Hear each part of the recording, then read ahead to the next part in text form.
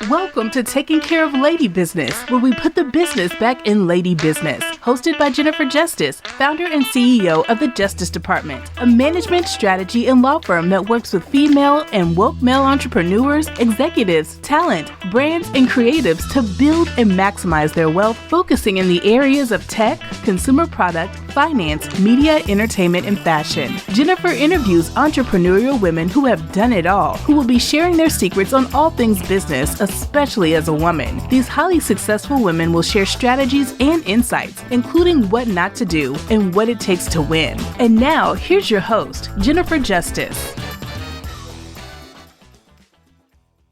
Hi, everyone. Welcome to this episode of Taking Care of Lady Business. Today, we have Jamie Greenberg. Hi, Jamie. Hi. Jamie is a celebrity makeup artist. You're going to hear all about all of the amazing women and probably men, but mostly the women that she works with, some of which I'm a total fangirl. And she's also the CEO of a company called Jamie Makeup. That's nice me. to have you here. Thanks for having me. So I want to start off a little bit by telling the audience, your background, how you started, and then let's go into how you created Jamie Makeup, because as we were just discussing, I really love for women to hear about, how these companies come about and how what you think you started off doing is not necessarily where you end up going, and how, you can put the threads together to make something really amazing. Totally. So I really started from the bottom. I studied film and photography in college. And then when I graduated, I moved to New York City. I did the whole New York thing. I got a job in editing. I had a really cushy job on Spring Street, but when you sit and do a lot of the grunt work and then sit in a dark room and just bin all of the footage, you're like, if you're a people person, you realize pretty quickly that that is not for you. Right. I feel like that's more of an introverted job. So I just lived in New York and tried to figure out what else could I do? And I really tried everything. I mean, everything. I even did a little stand-up comedy. I tried many different types of jobs, and I just was like, I don't know. I was like, maybe I don't have that work thing. Maybe I just need to find a rich guy. But I was dating my boyfriend, who's now a husband at the time, and who's now my husband. But so, yeah, I was like, what do I do? And everyone's like, you always like makeup. You're always doing everybody's makeup. But it wasn't even on the radar that. I didn't know that you could have a career in that. Right. But, my husband was in finance and he wanted to be in film. So we both were like, what should we do? Let's just pick up and move to LA. So we actually got married before we left because my mom's like, I'm not doing a wedding cross country. So she's from New Jersey. So we moved and my husband got a job PAing and I got a job working at Ulta. And that's where it all began. So I really started from the very bottom in retail in Ulta, taking, shipments off the truck at 4:30 in the morning, making $0 an hour pretty much. And I honed my skills and I learned about product and I learned about people and the way they look. And I did more than 10,000 hours of people doing makeup. And I fell in love more and more with it because, there's such an amazing transaction when a woman comes in and she's frazzled and she's like, I want this, I need a new look. I need the, and you give them a look and they feel amazing and then they buy everything. So they feel great. You've made a sale and it's a beautiful transaction. So I was like, I want to keep doing this. And then as I evolved, I did everything I did, movie, TV, reality television. And then somebody showed me the celebrity side of things. And I was like, this is exciting. This is fun. I love entertainment. I love Us Weekly. Back then that was my Bible, but it's not the same as it used to be, but yeah. So then I was like, I want to get into this. And then I got into it. I really the ball kept rolling. The excitement kept coming. And now I've been doing makeup for 20 years. And yeah, I mean, it's an amazing career. And of course, in any career you're in, if you're somebody who's self-motivated and, likes to grow, I think no matter what I did in my life, there'd always be a point where I kind of hit a ceiling and I was like, all right, what's next? Yeah. How do they call it pivot. I call it evolve. How do I evolve? Yeah. How do I Yeah. How do you continue to push yourself, So let's go back to Ulta. So when you're there at Ulta, you went there specifically because you were interested in makeup and learning more about it and doing makeup?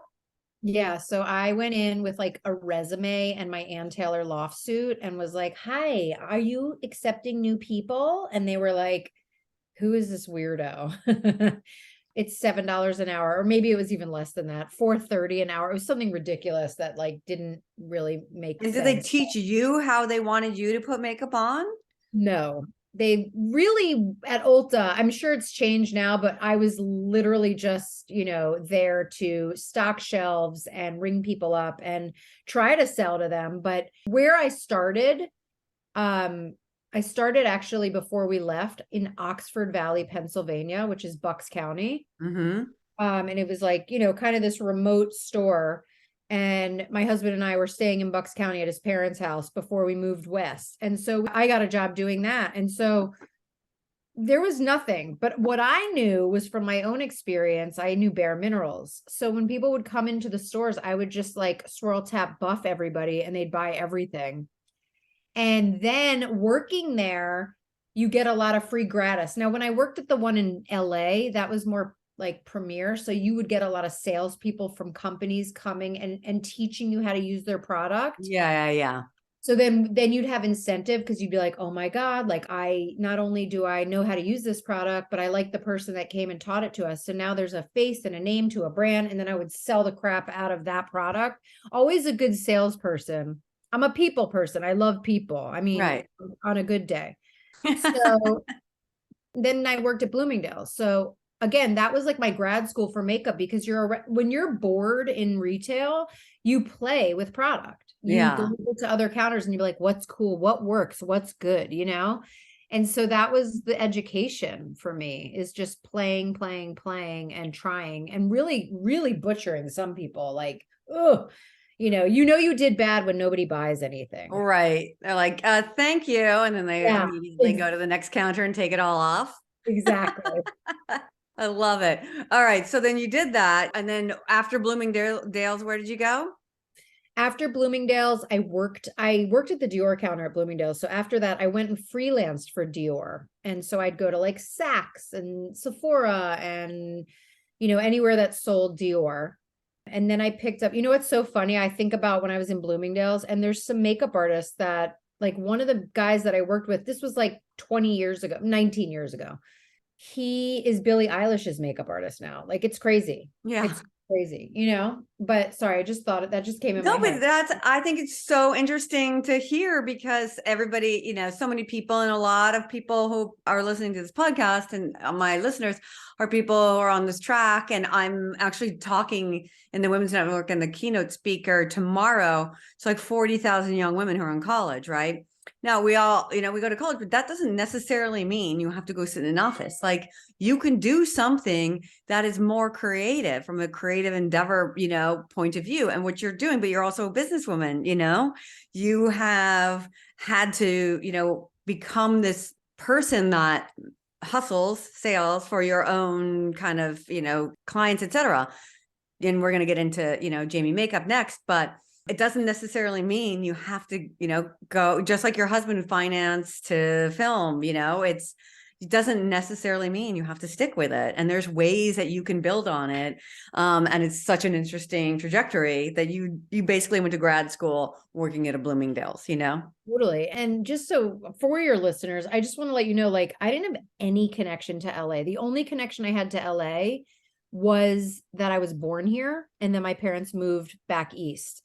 So I just want you to know I'm like a normal girl growing up in like the burbs doing like, normal burb stuff. And I had no connection. So it really was hard work and finding something that made me excited. That I know it's so cliche to hear, or as my daughter would say, it's cringe, but like to really find something that you like does not feel like work. And it's it's true.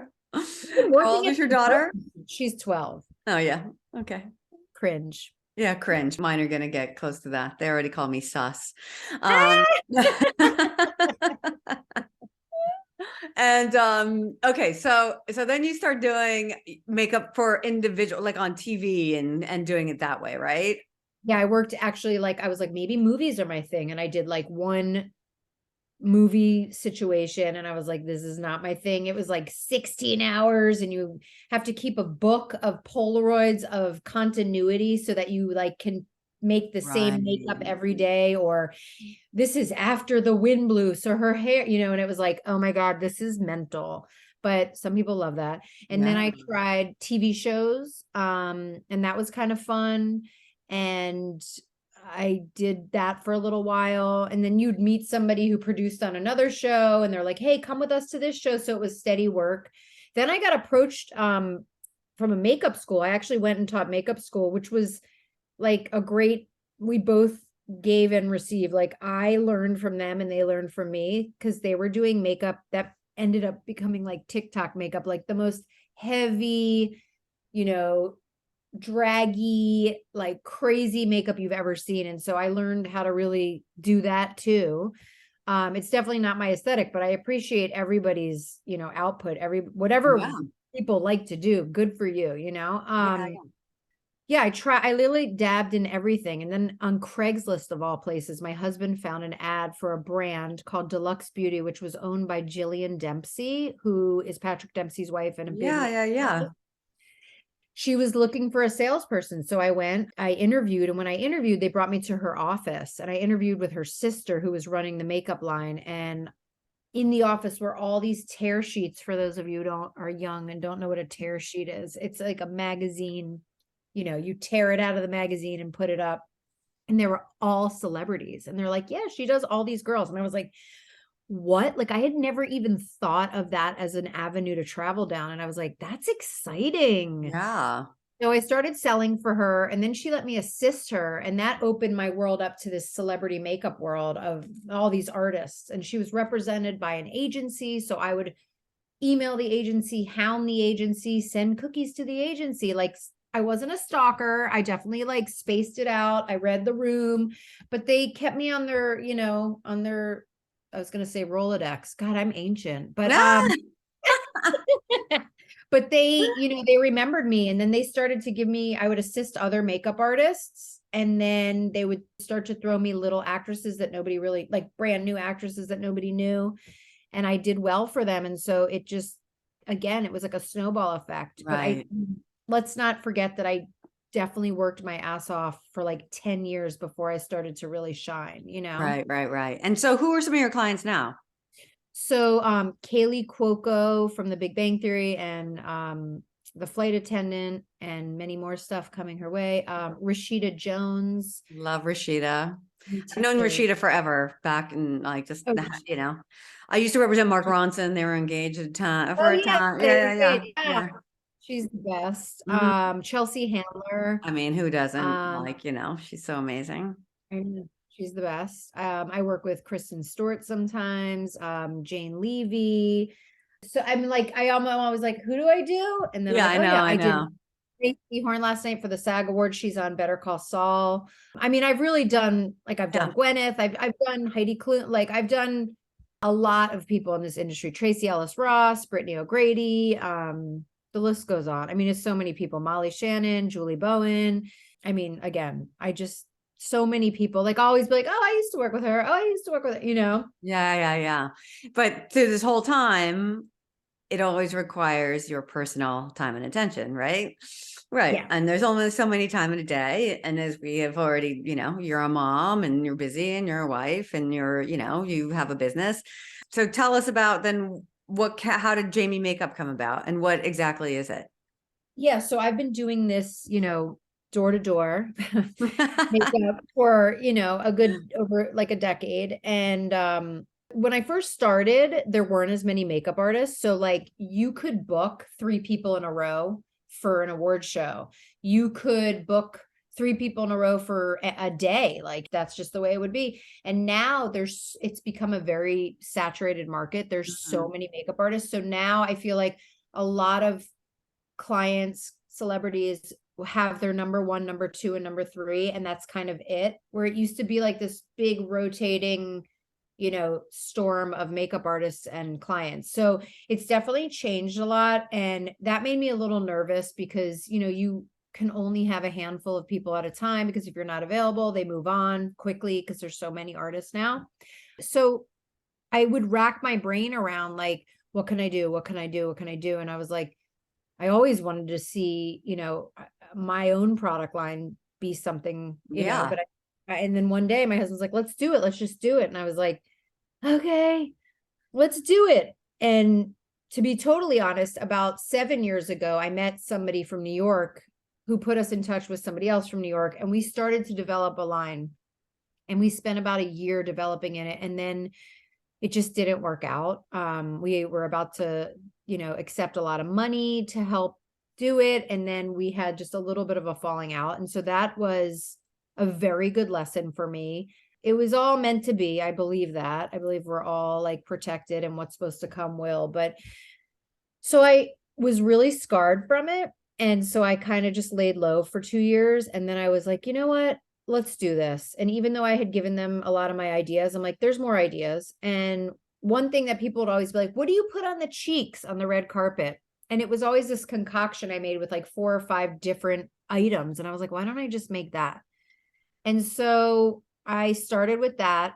And then, of course, by the time it was done, it took like a long time to develop, like over a year, maybe 2 years to develop. And then when we finally got it out, it was COVID.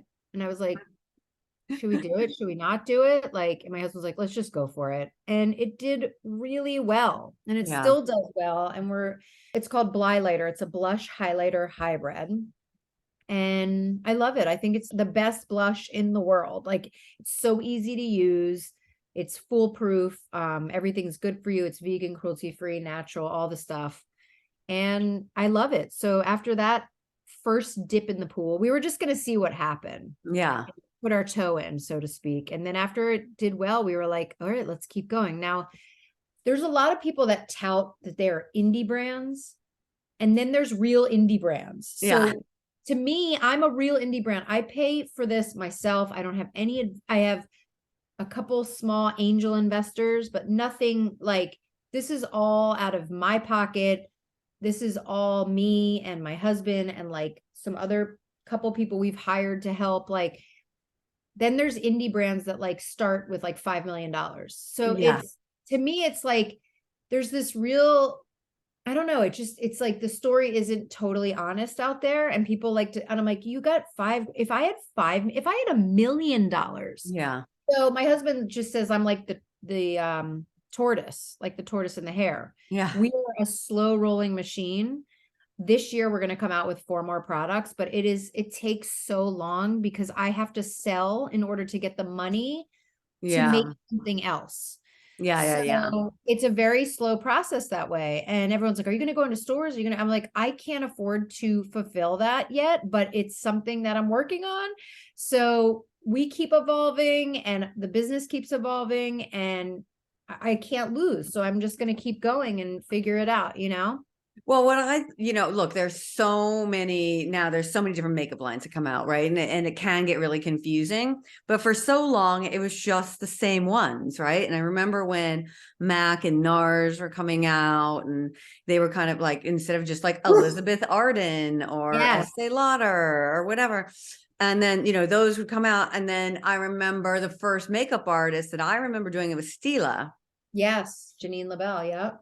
And I automatically trusted it more because it was a makeup artist, right? It was somebody who knew like there was a need, that I didn't know or know how to do it, and I think there's so much to be said for that. Like, look at Charlotte Tilbury and where that has gone. And I knew Charlotte and her partner, Demetra, from back in, I think I met them in 2010, 2011.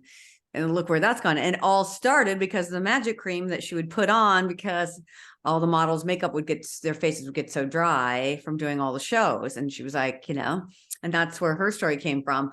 And it all is about ease. So, you have all these celebrities doing it, but to me, it's like, it's not necessarily, I personally, and I know a lot of my people, like, my friends, et cetera, like, what does that have to, do with anything? Like, I represented Jay-Z for a long, for 17 years. I did all these partnerships. Things were really authentic to him. It made sense. They were things that he used and his friends and in the culture that he was, that he would then go and build these products, And so I think it says so much and such a testament to when somebody who's an expert in it goes, there's something missing in this area. You don't realize that you need it, but I'm going to tell you, you need it. And then you're going to use it and realize, because a lot of people like me, I'm not a big makeup person. And, I need somebody to tell me what's like new, hip, whatever, but I need my life to be very easy. Very easy. And so You I are my love demo. You're my demo. I'll get your address. I got to send you this stuff because you're my demo. Yeah, that's what I want, super fast, easy. The fact that like people are putting on all these different like highlighters and I'm like, what? Oh, why? It's like so easy, I don't know how to do all of that. I just want somebody to tell me how to do 3 different steps and I can walk out the door and look great. Yeah. And that was impetus as well, because I know that there's a lot of people saying we're multitasking and we're this and we're that. But like when I was looking at Charlotte Unfold, and it's an amazing line. There's so many great products in her line. She's amazing. She's an amazing, personality. It's a lot of steps. It's very overwhelming. Yeah. I remember thinking that, and I was like, as I unfold my products, it's going to be less. It's like less noise. It's like, you can use this on your eyes, lips, and cheeks and be done. You can use, and everything is multi, but it's like, I try everything. Like I'm sitting in my office right now and everything around me is filled with 8 million products that are sent to me on the daily because they want me to use them either in a video or on a client. And so I know texture, I know things, I know long lasting, I know what feels good, how it travels, how it looks after 2 hours in the heat or the cold or the whatever. So for me, I'm like this little scientist that like, never had to take a science class, but I know what is good. And so I'm like, I can't tell you how many lines that I'm like, these celebrity lines too, that come out and you're just like, everything is crap. And people at home don't realize that like, there's all these, it's called private label. There's just things that are already made on shelves that you can slap your name on and then tell everybody like, I am a recording artist, so you should buy this because it's great. They're not developing from scratch.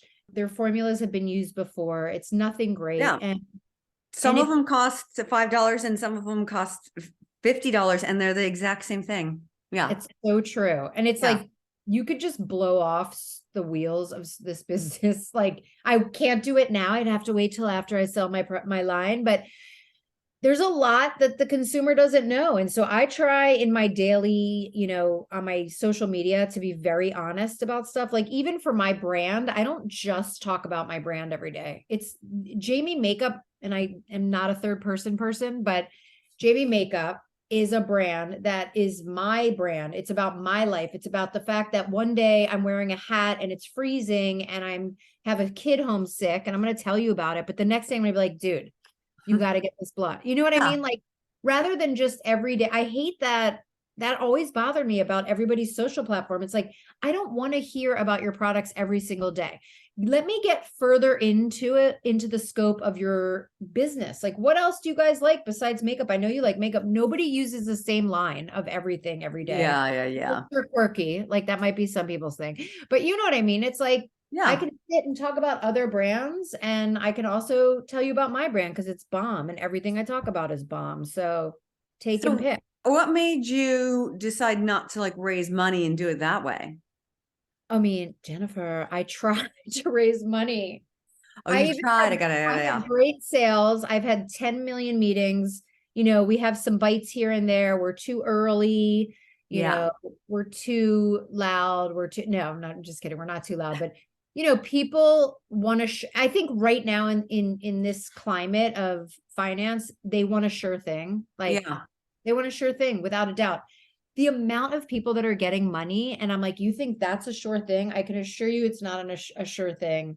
And, people don't want to give a stranger money, so they don't know me, but, that is the hardest thing. We have PR, we have innovation, we have growth, we have, sales, we have everything that you could need to be a successful business except money, but I don't care. Like it's going to happen. and we're It's gonna going to happen find because it's natural for you to do it, and you get, people will see it and use it, and they'll trust you. And, everybody you just named actually has that glowy skin like that you have right now. I have like raccoon eyes from my sunglasses in Hawaii because I just got back, but I'm fine with that. I'd rather have my Gucci sunglass raccoon where in eyes and Hawaii were you? we were in Oahu, actually. Oh, so nice. No, it was great. It was only because it was a direct flight, and I thought Honolulu was on the Big Island because I don't know my geography. I'm a lawyer. and so I was like, whatever, we need a vacation. I bought the plane tickets and then asked my travel agent to book a hotel. So it was great. That's awesome. But much needed sunshine. So look, if people want that and they want the natural look, I mean, obviously just look at your skin and look at like Chelsea Handlers and Kaley Cuoco. Like, it's all like very similar look, it's like natural, glowy, youthful. Yeah. And I can't wait for you to send me some free stuff. You're going to love it. I mean, I'm looking at your cheeks and I'm like, they're screaming for it because you have the perfect cheeks for it. But, back to what you were saying about raising money, look, I love Rihanna. I, grew up, working with her in this business, and I'm so happy for her success in Fenty. And then they look at Kylie and they think that everything should be those two lines. Nobody looks at Charlotte Tilbury and realizes that she spent her whole life doing this line, even though it technically started in like 2008, 2009, something like that, and it's only now to have built to the valuation. But they have worked and worked and worked and worked and worked and worked. And, it's really hard, to build those kinds of things. But, building it like you are and having this real core product and then, building onto it, that's an entirely respectable, great way to do it too. Jennifer Fisher, who's been on this podcast too, and her she did same way. She's only recently been doing deals. I mean, and that's what her son is graduating. She started when Shane was a newborn, and he's going to college next year. And so that's how long she's been building it. Like, nothing is built overnight. And nothing's built overnight. And they once you you make the deal, they think, where did she come from? But I also feel like not getting everything is also like impetus for proving everyone wrong. Like, I feel like being the kind of the underdog, because there is sort of like this like group of people that seem to be able to get anything funded. So I do feel like a little bit of an underdog, which again is my lack of connections. But in the same sense, I use it as fuel to be like, I'm going to do it without that. Like, I'm going to still do it. So for people that are having trouble, like, it's fine. You can still do it. If we need to borrow money from a bank, we'll do it, whatever it takes to get it done. Because I know it's going to be great.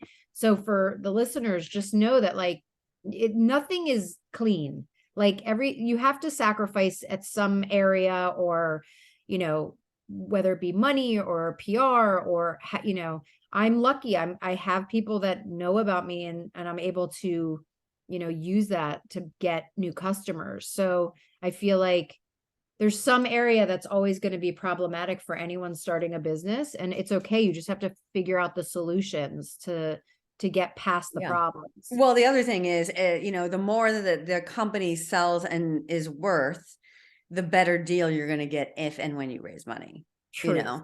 Because when you start out, then, you're giving away a big portion of your company, and you have somebody all up in your business who wants to get paid back immediately.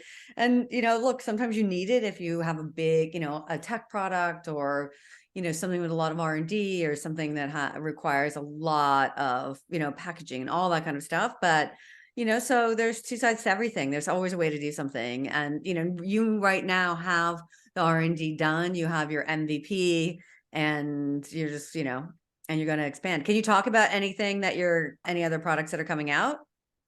I don't think we can yet, but they're going to be good. We do. I mean, you're going to need them. We have an accessory coming out next, and I'll send those to you too. They're so cute. And then we have like more of a skincare line type of item. And then we have some actual more color. And it might be for the eyes, maybe. That's all I can say. So when you're doing this and you're going to start, it sounds like your husband's been a massive advocate of yours, right? one of the things that I always try to tell all of my clients, no matter what, too, is when they say like, oh, I don't, when I ask them about a certain area of the business, like, I don't really know, or I don't really know how to do that. It's like, okay, that's okay. Like, that's fine. You're not supposed to know how to do all these things. You're supposed to hire the people that know how to do it. You need to know the experts. How are you getting all the stuff done? Yeah. So, I mean, for a long time, it was me and my husband and one other girl that we hired, a young, out of college, fresh, didn't know anything. She's like a pro now, but we all figured it out ourselves. And it was like, it's crazy what goes into one product, just the amount of phone calls and the lab and the componentry and the secondary packaging. And there's so many different things that you have to think about. And we really we just muddled through it. Like, we were just trying to figure it out, and we pulled it off, but it was so intense. And so then we started the second product, and we were like, we really have to raise money to hire some sort of product developer who's going to every single day follow up with these labs. Because, when you have other things that you're doing, you forget a day, and then that day turns into 2 weeks. So you can't forget a day to call somebody. So after 2 years, with the little money that we raised, we were able to hire a production manager. So now we have the production manager, we have the general manager, the girl who started with us, and then me and my husband. And then my husband has a partner. They have a creative studio. So they do all the creative together. Amazing. We have major synergies in our businesses. So we were able, each item that comes out through Jamie Makeup is a different artist somewhere in the world. So this was a guy named Yeye Weller. This was a woman named Nick Mack. Yeye's from Amsterdam, Nick Mack, London. And all the products that are coming down the pipeline are all different artists in the world. And my husband's partner is a creative who was able to help, with brand identity and reeling in the artists and, making that's a big thing, right? That is and if you really hire somebody like your husband's company, it can be really expensive, but using your resources to the best. Yeah, it's called bootstrapping is what they call it. And that's all we do. No, I think it's exciting. And I think, there's so many different ways to do things, and knowing that, women get 2% of the venture funding and it seems to stay the same or go down.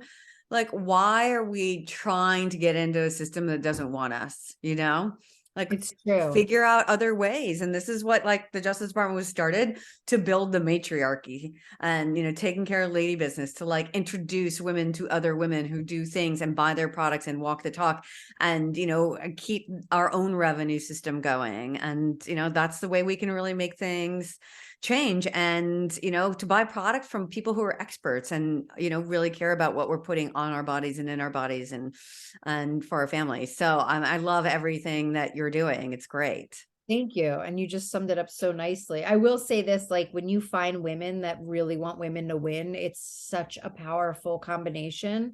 Have you heard of the brand Thrive Cosmetics? Yeah, who do you think did my eyebrows today? Yeah, so the founder of Thrive Cosmetics is Krista Bodner. She's a dear friend of mine. Actually, we're going to be in New York. We should all have lunch. Ooh, I'd love that.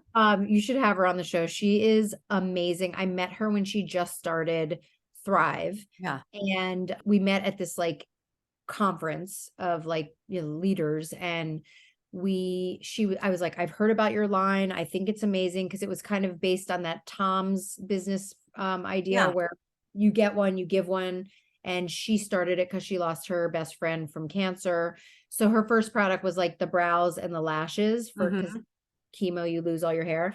And my mom had passed away from cancer. So we met and we instantly were attracted to each other. And we're she's like, do you want to create a gloss after your mother? And I'm like, yeah, let's do it. So we named one of the I'm calling it a Bloss glosses, Ruth, after my mom. And it's still her best-selling gloss. And I got to know her and her brand mission, and I loved it so much. She would always try to pay me to promote stuff, and I would never take the money. I'd be like, just donate it to cancer research. And I would put it on every single celebrity. I'd get them to hold it. I'd put it on I put it on magazine covers. Anywhere I could get it, I would get it, because I was like, not only do I love the product, but I love the mission and the woman behind it. So I was all in on her. Yeah. So cut to 7 years later, you know, she was one of my angel investors. She puts Amazing. me on her, you know, Instagram talking about like, yeah, I have a full line that I'm selling, but I love Blighlighter. Like that is women supporting women in the finest. Also, I would never take money from her. So I did a lot of like, you know, press for her, or I would do like desk sides with editors for a new launch. And I'm like, just donate the money. So of course, her giving back to me was giving us some cash to start this thing. And also during the pandemic, she sent me Peloton. No. She's like, "Are you going to be home on Monday?" And I'm like, "Yeah, why?" She's like, "I'm having a Peloton delivered. You need to do it." And I'm like, "Okay." Amazing. Like, how beautiful is that? I That's a mean, good she's friend. a Yes. good friend. And it's somebody that like, I don't know, women need to be more like that and be more, it's like, don't be threatened by each other. Like there's so much room for all of us. Like, Oh, it's nice. yeah. I mean, there's a total economy called the patriarchy with men doing the same thing and hitting each other off and breaking each other off. And Exactly. yeah. So Rebecca Minkoff, you know, Rebecca, Yeah. good friend of mine. And one of the reasons when we were starting the Justice Department and she hadn't started Female Founders Collective yet, you know, we were having lunch and she said, why do you think things aren't working out for women as much? And, you know, why does it feel like we're not getting anywhere in business? And I was like, honestly, like I do a deal for a guy and they make money and I get a $5,000 bag. I've never gotten a bag from a woman. I once got a Birkin bag as a finder fee from a man, you know, and whenever I would do stuff for Jay, like, you know, I would get these, you know, things of real value, you know, and instead, like I get asked all the time, hey, you know anybody? And it's like, yeah, if I know somebody, but if you know, that's one thing. But if you get $1 million or $10 million, I want 5% of that. I should get 5% of that. That's not Yeah. like in the music industry, it's so standard. But, you know, it's like training, like not training, but like you know, letting women understand how men do business. Like when they do deals, it's like they don't have to have anything in writing and they'll send somebody a $50,000 watch. Like this is about putting money in each other's pockets, because when we build the wealth of women, we've never had a capitalist society where anybody other than white men were in charge of it, right? So Correct. what if we had a capitalist society where women were a part of it too? We're 51% of the population. What would we do with it? Would we give it, you know, would all of us get on a plane, go to a private island from our female business manager to have sex with underage boys? I seriously doubt it. You know, maybe in hundreds of years from now, Yeah. but Yes. that's not the first thing on my mind, you know? And so there's like so much to be done and there's so much room. And so Rebecca and I had that lunch. I was telling her these stories and I was like, we need to give each other money when we give each other business. And of course, by the time I got to my desk, I was working in another company at the time. I had a bag on there. She'd sent me a bag saying, I'm so happy to be the first woman to get you a bag. But that's what so really, it's nice. what it's about, you know? And I've I bought her know bags that, before. huh? I've bought her bags There you before. go. See, so, you know, there is a world and that is existing. And I think, you know, Me Too opened the doors so much to every woman going, you know what, we're not alone, you know, and it's not just the sexual assault part, but it's just the, you know, being demeaned, undervalued, underappreciated. And, you know, I think we're all coming together more and more and more. And, you know, I love highlighting other women. I love when women hire me. I love getting them bigger deals. I love it when they make money and being unapologetic about it, because it might not buy all the happiness in the world, but it buys convenience. And that is one of the biggest, the lack of convenience or inconvenience or not having money is one of the biggest stressors and anxiety ever. So, you know, all these things really matter. And it's really important that, you know, we're out there spreading the love. So, you know, yes, when you come to New York, okay. For We sure. gotta have a lunch. We'll have a power lunch. I love it. I love it. Ladies lunch. Look, I know that you're also very busy. So, you know, our time is coming to an end, but there's one thing that I do, love to ask everybody. And that is, what is the worst advice you've ever received? I think it's really hard to answer this question because it's hard to really pick one thing, but I think the worst advice that I was ever given was that I have to work within the trends and constraints of the cosmetics business. When I started doing this, like everyone was like, your packaging is too much. It's, you know, the colors are wrong, it's too much. And you should really have 10 SKUs when you start because you're not really aligned, like all these things. And you should be, when I go to these makeup shows, they're like, you have to go check out all the innovation and I'm like, but everybody comes out with the same innovation. I'm sent it every spring and fall and summer. Like everybody goes to these shows, everybody gets the same shit and packages it differently. Yeah. And I'm like, why? And so I would say, to counter the worst advice I've ever gotten, is literally be yourself and stick to your guns. And, if you think it's awesome, someone else will think it's awesome. That is like buying your shit. That is such a common thread throughout. Whenever I ask that, is trust your instinct. Mm-hmm. Everyone trust your instincts because, we're born with it and it matters, and, listen to it and, and it works. Women are you guys were witches. I know. I love it. You can tap in. So really listen to that's the gift we have, besides many other things, but we are intuitive. Giving life, Yeah. Besides giving life and being good at everything and multitasking. Okay. So people want to find you and Jamie Makeup. How do they do that?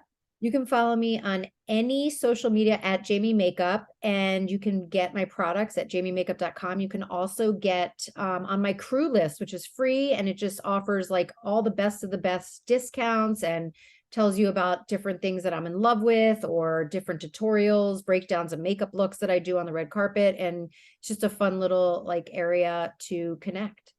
And if you want to just lose yourself in some time, follow Jamie on TikTok. We can hear all about how her husband bought her first, what pads, Tampax. Yeah. And all the tips, and tricks of, the makeup. Tampons. Yeah. Why not? This was awesome. Thank you so much. Thank you for everyone that was listening today. I am Jennifer Justice, and this was Taking Care of Lady Business.